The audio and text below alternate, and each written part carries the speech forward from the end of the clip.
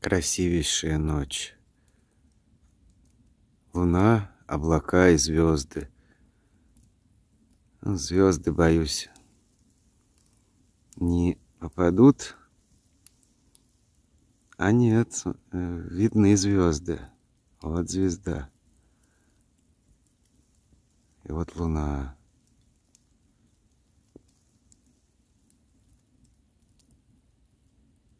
Вот такая вот красота.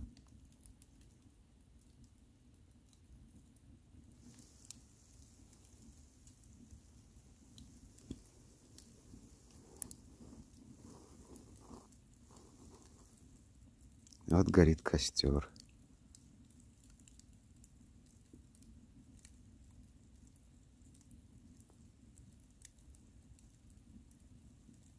Необычайно красивая ночь.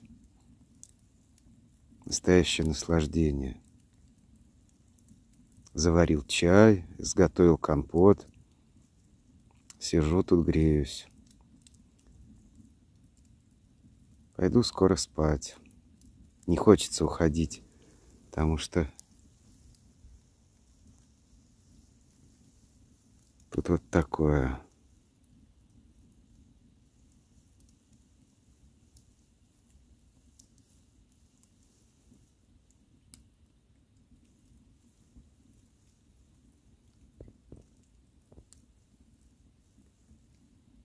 Лунная дорожка в воде. Так не видно, конечно. Вот. Мистическая картина. Тишина.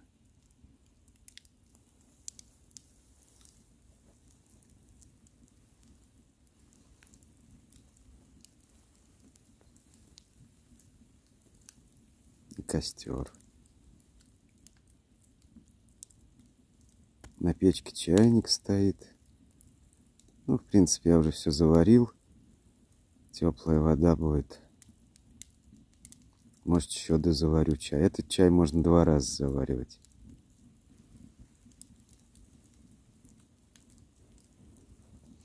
Вот ради этого, ради таких видов имеет смысл ехать на Селигер, смотреть подальше от населенных пунктов, чтобы не было криков, воплей, машины туда-сюда снующие. И это все ни к чему. Вот ради чего сюда надо ехать.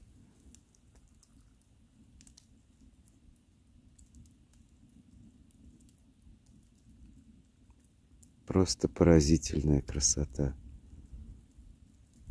Конечно, эта камера не передаст малой доли того, что я сейчас вижу. Но хоть что-то. Сижу тут такой, думаю, вот это было. Когда-нибудь я буду об этом вспоминать. Что вот это было. А это происходит сейчас.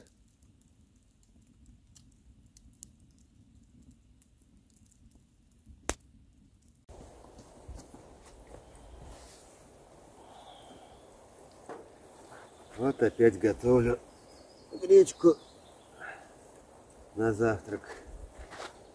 Морковь уже жарится.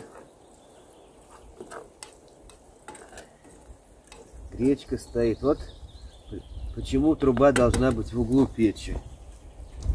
Если бы она была по центру, 2 кастрюли бы никак не встала. Тем более большого размера. Вот эта сковорода довольно здоровая. Гречка там кипит уже. Надо, кстати, подубавить немного печь, чтобы не подгорала морковь. Термометр очень полезное изделие. Сразу видно. Так-сяк регулируешь.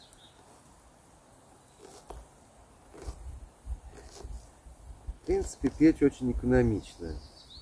Вот одна ветка, одна сухая ветка, и можно приготовить завтрак. По сути, это та же самая щепочница, только вместо вентилятора труба, которая не требует электроэнергии. Ну, конечно, да, она тяжелее и значительно дороже, чем щепочница. Но зато гораздо удобнее. Ее можно использовать и внутри палатки, и снаружи палатки. Кстати, очень мало, я не видел нигде, что кто-то использовал печь вне палатки. Все действуют шаблонно. Если печь, то это значит зимой отапливать палатку в лыжных каких-то там походах. Не обязательно, это просто источник тепла, удобный источник нагрева. Можно и зимой, и летом ее применять. Летом она просто придает комфорт. По сути, у меня плита. Я могу готовить как на обычной плите. С удобством, с полнейшим. Лук пока еще не буду закладывать. Пока готовится морковка. Морковь я предпочитаю жарить до лука. Потому что морковь лучше прожарить как следует.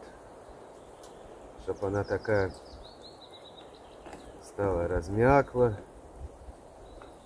Запах определенный приобрела. О, гречка там кипит вовсю. Гречку, в отличие от риса, в принципе, мешать можно. Но тоже лучше особо много это не делать, потому что я люблю рассыпчатые каши. Что гречку, что рис. Какие-то такие жидкие, мазилки какие-то я не люблю. Надо, чтобы была каша сыпучая. Вот. А чтобы она была сыпучая, зерна не должны распасться и выделить много крахмала. Тогда вот она будет хорошая.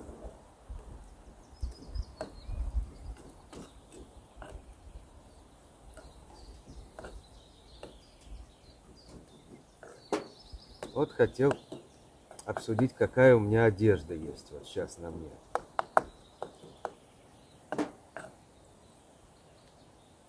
Вот штаны, хорошие штаны с укреплением колен. Тут вот тоже подобное укрепление. Там, по сути, интегрированная сидушка. Ну и наколенники. Это Коламбия штаны. Под ними находится термобелье, тонкое термоштаны «Сплав». Ну, «Сплав» такая фирма, в принципе, ну как бы второго эшелона, я бы сказал. Это не Севера, не Баск. Ну, я уж не говорю про Мармот там и прочее. Но у нее есть среди ассортимента некоторые хорошие, интересные, а порой уникальные вещи. Вот, например, на мне надет вот такой вот изотермический комбинезон легкий, ну средний, сплавовский, из, как это называется, ну какая-то разновидность флиса, Polartec, что ли. Вот. Очень прекрасная вещь, больше ни у кого я не видал подобных комбинезонов. У меня их два. Из Хайлофта и вот этот вот Polartec комбинезончик. У него сзади есть молния, если приспичит в туалет ходить. Доводилось пользоваться этой молнией. Нормально. Ой, что-то ветер задувает.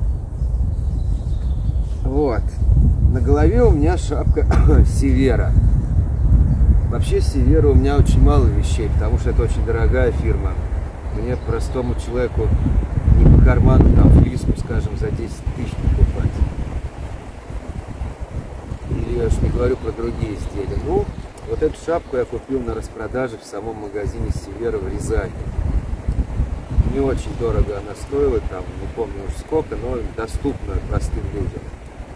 Удобная шапка. Использую ее в походах. Ее можно ушки вот так вот поднять, можно опустить при желании. Ничего не скажешь. Еще у меня есть пуховая шапка Севера. Ну и сейчас на мне надета такая футболка из тонкого полартека Севера тоже. Вот этим вот комбинезоном. И это анорак. Анорак снаряжение. Где он? Вот, снаряжение. Офигительная фирма. Опять же говорю, все упоминания вот этих производителей, это ни разу не реклама. Я никакого к ним отношения не имею и высказываю свое мнение абсолютно независимо. Вот. Снаряжение, хорошая фирма. У меня есть рюкзак снаряжения, есть вот этот анорак снаряжение, пуховый жилет снаряжение есть. Сейчас не вспомню, может еще что есть. Питерская фирма. Тоже ездил специально туда, в магазин, недалеко он от вокзала. Пешком там можно пройти. Очень хорошая фирма. Вот анорак, он из авизента. Такая синтетическая прочная ткань, непродуваемая. Больше никто не делает. Очень меня он впечатляет. Удобная одежда. Ну и крой, тут карман есть. А в нем внутри еще один.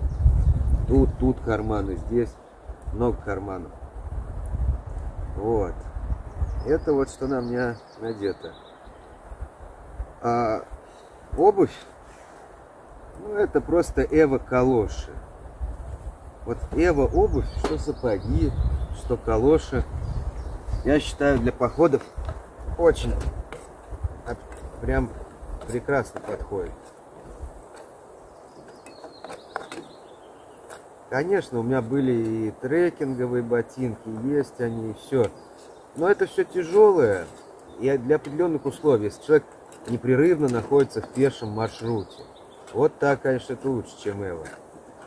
Ну, вот как я вот здесь вот туда-сюда на стоянке хожу, куда-то там за дровами. Это мне достаточно. Вот у меня из обуви только вот эти вот калоши и сапоги. Все.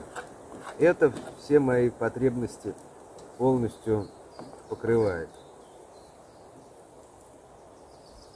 Вот. Про пуховый жилет скажу. Взял с собой пуховый жилет в качестве нижнего слоя. И вот вечерами сижу тут возле костра с этим жилетиком. Вообще в абсолютном комфорте. Хотя на улице 5-6 там градусов, холодно. В принципе, с таким жилетом и зимой можно. Вот, и когда хочешь. Легкий, невесомый, удобный жилетик. На утином, по-моему, пуху, но это не важно. На гусином пуху у меня есть куртка Баск. Но это вот для зимних каких-то там путешествий. Тоже как нижний слой. Вот. Так, пришло время лук зарядить. Морковка уже обжарилась. Сегодня погода такая переменчивая. То дождь налетает, приходится убирать сразу под тент всякие устройства электронные. Конечно, с радио я прогадал. Я взял только батарейки, а у меня есть приспособление такое, где два аккумулятора 18650 вставляются, и от него может радио запитываться. И я его забыл взять с собой. Так бы я мог заряжать аккумуляторы от солнечной батареи и пользоваться беспрерывно, слушать радио. Но вот я по глупости своей забыл это устройство. И у меня только есть комплект батареек и какие-то полуразряженные аккумуляторы никель-металлгидридные. Зарядки для металлгидридных аккумуляторов у меня нету. Вот, а радио надо обязательно слушать от химических источников тока, от батареек, от аккумуляторов. Не должно быть никаких электронных преобразователей импульсных, потому что в этом случае помехи возникают. Ну вот тут я немного облажался, не взял с собой это приспособление. Ну что делать? Буду поменьше радио слушать. Ну, закончатся батарейки и закончатся. Хотя радио в этот раз как бы очень хорошо пошло. В тот раз я стоял около ЛЭП, подальше там. И от ЛЭП наводка шла. Свистела, пищала. В общем, никакого удовольствия. А тут нет. Тут никаких ЛЭП нету. Чисто ловится. Музыка. Вчера Румынов слушал. Музыкальная была передача, а потом какой-то профессор психиатрии вещал. Что он говорил, я не знаю, но что-то про психиатрию. Начинается дождь. Пора принять меры.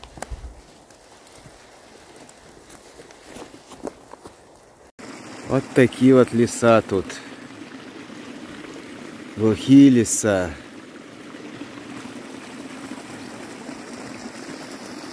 И интересный ручей.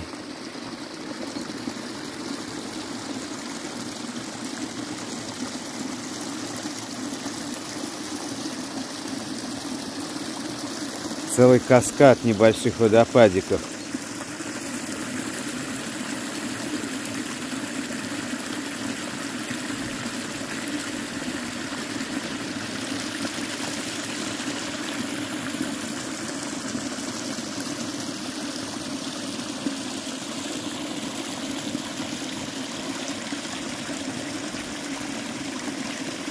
Откуда-то сверху течет. Шумит. Там он еще есть.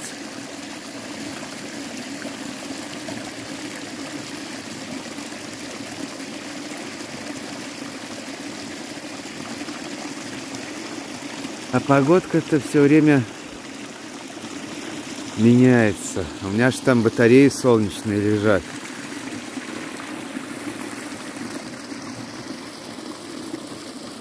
Далеко отходить не могу. Боюсь, замочит их дождь. Ну, конечно, здорово. Такие водопады. Кто б мог ожидать среди леса.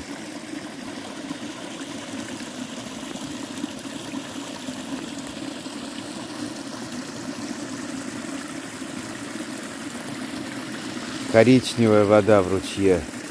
Видимо, из болота течет.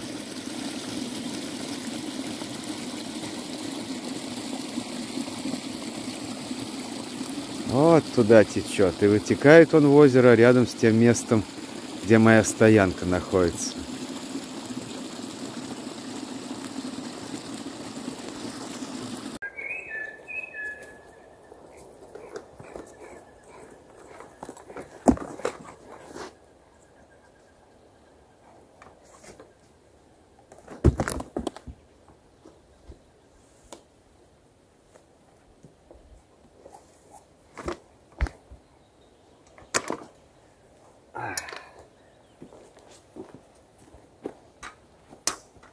Вот так вот. Тележка, она полезна не только, чтобы груз перевозить где-то там на вокзале, еще где-то, но и во время пребывания на природе помогает привезти дрова. Вон какие пеньки. Веревкой их тащить было бы проблематично. В руках тем более они тяжеленные. А тележкой раз-два. Вот есть у меня мечта. Такая же вот тележка, только из титана. Хоть это не тяжелая совсем. И очень прочная, старинная. Это еще, наверное, начало 90-х годов эта тележка выпуска. Чего только на ней я не таскал. Катал, много чего. Грузов она перевидела. Очень много на своем веку. И не сломалась, работает. Вот такая же из титана. Это было бы просто чудо. Но пока не нашел я умельцев, которые бы были готовы сварить подобную вещь из титана. Хотя тут ничего сложного, выгнуть вот такую раму, ну и приварить несколько трубок вот так. В общем-то, это ерунда. Другое дело колесики. Конечно, такие колесики это не идеально. Для лесных путешествий надо было бы их побольше сделать, возможно, даже надувные. Но это вес. А эти вон колесики-то. Может, они меня еще переживут, как вот там вот валяющийся ботинок 73-го года. Старше меня. Лет 76-го года. А это ботинок 73-го. Почти 50 лет лежит тут. И хоть бы что. Верх сгнил, а подметка как новая. Ой.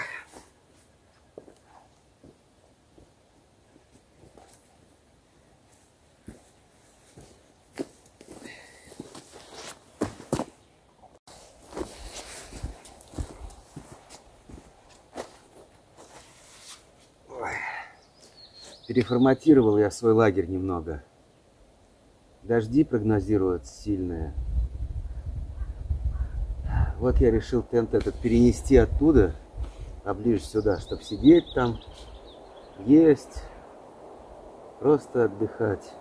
А тут поблизости печь. И вон там полиэтилен висит. Если что, его надвигаю сюда, а вот эта веревка, которая держит трубу, и как под зонтиком тут сижу под полиэтиленом. Вот, все манипулирую печью. Здесь есть проход удобный, чтобы все делать. Уж дожди это крайне неприятная вещь. Вот думаю, плыть мне на озеро Запольское или не плыть.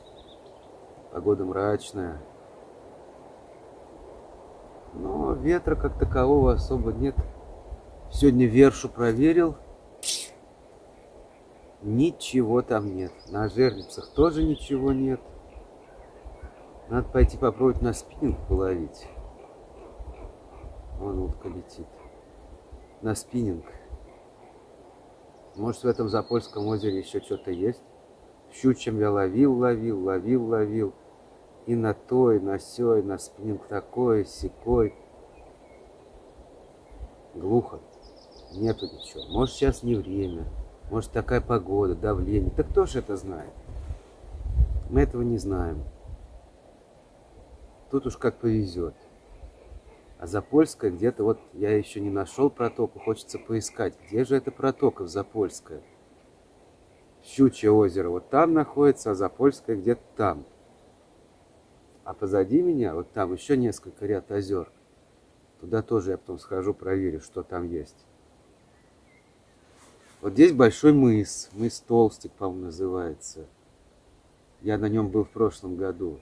Там, где вот удивительная стоянка, которая показана в видео, интересное место. Там умельцы сделали из дерева всякие предметы мебели, вертушку, которая под действием ветра вращалась и дребезжала там. Но туда я не поплыву. Хоть там вид и красивый, два острова напротив, но само место окружено такими болотами. Делать там особо нечего. А тут одно озеро, другое, третье. Тут вот можно вершу поставить. Ну и вообще тут вид очень хороший. Когда небо чистое, ясное, вечерами сижу, жгу костер, наблюдаю звезды. Надеюсь опять увидеть НЛО. Хотя, с другой стороны, вдруг они злые, вдруг они умышляют что-то плохое, еще похитят меня там на опыты. Этого я бы не хотел. Но это так, отступление. Вот. Так что здесь вот я расположился, поближе перенес тент, подготовился, короче, к дождевым дням. Буду там сидеть, потому что, ну как тент, да? Некоторые используют тент над палаткой. Мне это непонятно. Зачем? У палатки и так есть тент. Тент нужен, чтобы там сидеть во время дождя, потому что в мокрой одежде в палатку лезть. И сидеть там в мокрой куртке, в мокрых штанах, влажность туда заносить. Ничего хорошего. Все время раздеваться, переодеваться, тоже смысла не вижу. Ну, как говорят, в каждой избушке своей побрякушки или колотушки. Ну, в общем, короче, у каждого свои представления. Я не осуждаю таких людей. Пускай ставят, как хотят. Но я считаю, что тент это тент, а палатка это палатка. Вот тент. Вот я поставил и в случае дождя раз скинул туда вещи. Вот, например, батарею солнечный павербанк, который боятся дождя. Батарея, может, и не боится, а павербанк, он, когда отсыревает, он начинает глючить. Это точно. Ну и так самому там сидеть хорошо. Сижу, смотрю на печь, на костер. Там продувается все, там свежо. Вот что раз вышел, все, что надо, сделал. Туда-сюда посмотрел. Вот. А тент над палаткой, ну да, она... Там какое-то образуется место небольшое рядом с палаткой, где можно что-то делать. Но тут тоже так же можно все делать, еще лучше. И место там довольно здоровое, гораздо больше, чем в палатке. Так что тент я вот вижу в такой форме применения. Этот тент, кстати, очень легкий. Он тоже силиконовый, причем ткань его отличается от той, что в палатке. Не знаю, какая уж из них лучше. Но это такой, он более похож на целлофан, как бы такой он хрустящий. В палатке эта ткань менее хрустящая. Хотя и то силикон. Какой плюс силикона огромный, он ремонтопригоден. Вот палатка, да? Зимой, когда я с печкой ходил, там авария случилась, порвалось. Потом я еще и прожег искрами. Ну все, думаю, беда. Палатка. Так переживал, расстраивался. Потом исправил ситуацию, силиконом все починил как новое. Он прочный, прилипает хорошо, может с обоих сторон зачинить это все силиконом. Просто обычный прозрачный силикон. Главное хорошо обезжирить место, нанести, быстро все это схватывается, и потом получается прочный на разрыв шов там или соединение какое. Вот. Полиуретановое так не починишь, тем более в полиуретановых может отслаиваться пленка, как вот у меня на дождевике отслоилась. Хочу силиконовый дождевик. Вот еще мечта. Титановая тележка, силиконовый дождевик. О чем еще можно мечтать, не знаю. Ну, камеру хорошую, конечно, хотел бы, но об этом бесполезно мечтать в наших условиях. Это стоит огромных денег. А сейчас такова ситуация, что, как говорят, не до жиру, быть бы живу. И дальше она, скорее всего, будет только хуже и хуже. Что бы я еще хотел? Ну, дрон нет, пожалуй, не хотел бы. Не вижу смысла. Если только как бы для разведки, какой-то маленький такой, но не качественно снимающий, а просто посмотреть, что там, что там. Такой дрон-разведчик. Но опять же, это заряжать, это вес. Ну, в общем, это так, ерунда. Пока я думаю, что это не нужно. По снаряжению у меня все есть. Палаток не одна штука, и спальников полно. И посуда вся есть, и вон и печь. Одежда только какая, обувь. Это тоже все есть. А вот тележку, да, хотел бы титановую. Все-таки титан это материал такой дружественный к туристам. Он термостойкий, химически стойкий, и легкий, и прочный.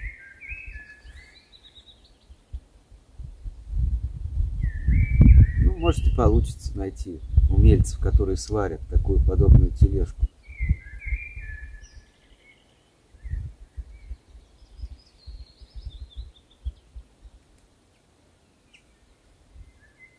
День сегодня, конечно, пасмурный. Ну, говорят, что щука в пасмурный день как раз более активна. Кто ее знает? А вот красноперка-то что-то сегодня не попалась. Вчера такие большие, жирные рыбы. Вкусные. Ну ничего, не будет рыбы, так сготовлю еще что-нибудь. У меня еще есть продукты. В этот раз гречка хорошо пошла. То я обычно рис ем, рис. А тут наоборот, гречка. Даже рис я еще и не открывал. Целый почти килограмм риса есть. Это даже случись, тьфу-тьфу-тьфу, ядерная война. Я тут еще проживу, наверное, месяц с этим рисом. А тут был случай, самолет сверхзвуковой пролетел. Ночью это было, я у костра, тишина. Я задумался. Вдруг бабах! Аж земля дрогнула. И я перепугался, думаю, ведь тут Валдай недалеко, там резиденции всех там правителей, все это. Думаю, может, я отстал от жизни, и что там, как развивается ситуация. Может, нанесли удар ядерный. Думаю, ну сейчас километров 60, ударная волна придет, наверное, через несколько минут, что делать? На землю лечь или что? Ну, думаю, увижу какой-нибудь зарево или что-то, потому что все-таки гриб от взрыва будет заметен. Огненное вот это облако поднимется. Ну, думаю, ну ладно, пожил я, ну сколько-то пожил, вот посмотрел красивые виды, ночное небо, рыбку половил. Ну, надо и честь знать. Что ж делать? Такая судьба. Ну, подготовиться как-то что-то. Собраться внутренне. Но потом понял, что это самолет. Это как-то отлегло немного. Ну, не надо ничего собираться, готовиться. Но первоначально были мысли. А кто знает? Может, нам еще и предстоит. Не хотелось бы. Но многое то, что было немыслимым некоторое время назад, оно происходит. Происходит очень плохо все. Ну да ладно. Надо поехать посмотреть озеро Запольское. Получится туда пробраться, нет?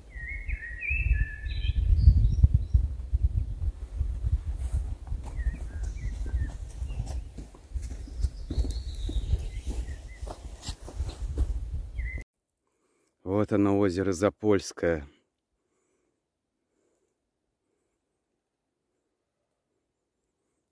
Глухомань. Подходов вообще нет.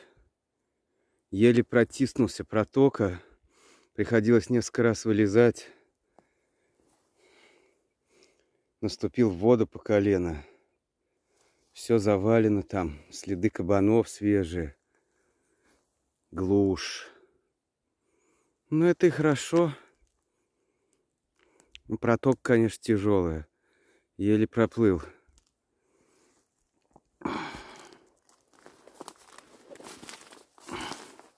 Но я ее нашел. Год целый думал об этом. Как же найти эту протоку? И вот такое сокрытое посреди леса озеро.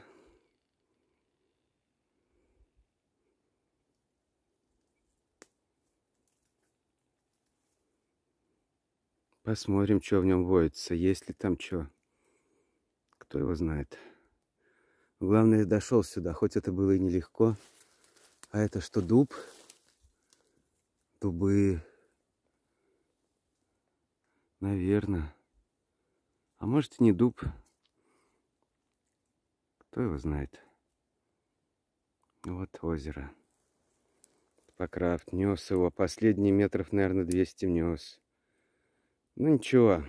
Там я знак поставил, где можно на воду. Опа, там кто-то прыгает.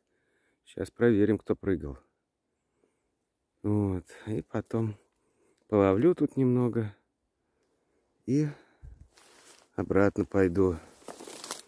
Там я дрова принес кое-какие.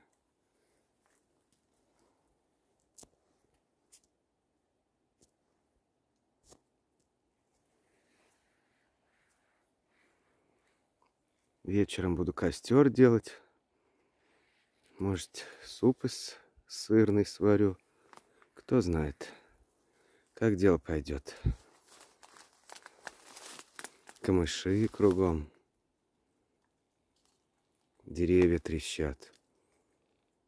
И тишина, и никого.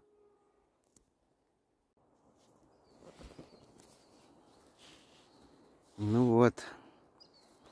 Первая в этом году щука.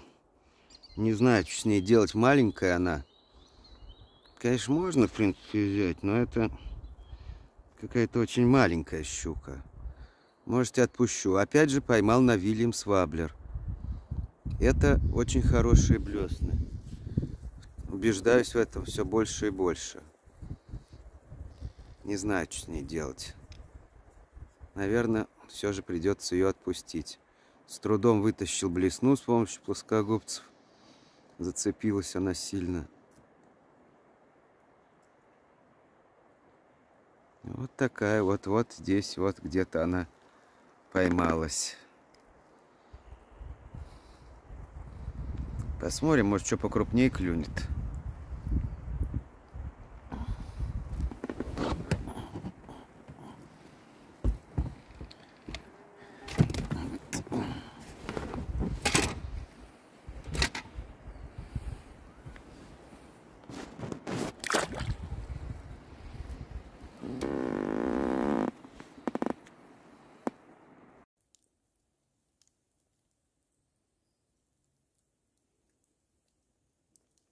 Ну вот, укрепился я тут.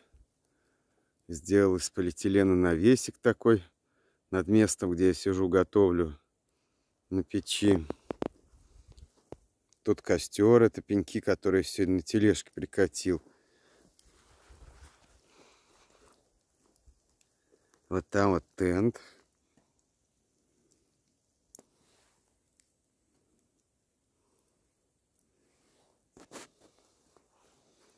Тент находится. Там стул, я там сижу. Вот дрова. Вот такое количество дров хватает, чтобы приготовить обед. Ой, жарится лук, надо мешать.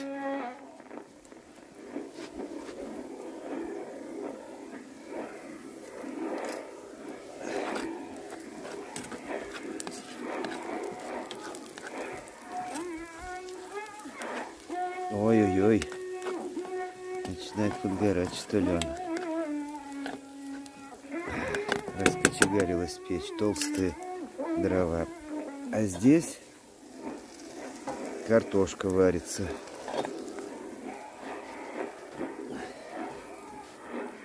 Вот так вот. Тут это хлеб, который я вершу. Заправлял. В этот раз ничего не поймалось. Может, в другой раз поймать. Сегодня поймал щуку. Ну, я ее отпустил, так как она маленькая. Костер, вот стельки сушатся. Авария случилась, вылезая из байдарки на протоке. Перелезая там какой-то завал какой-то.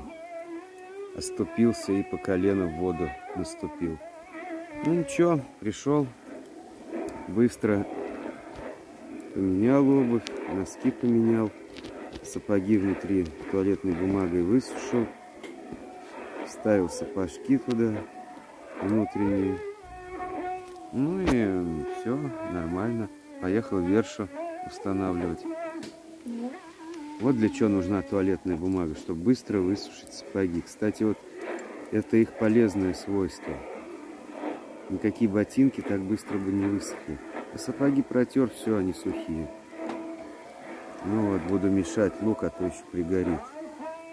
Вот костер. Пеньки здоровые, долго будут гореть.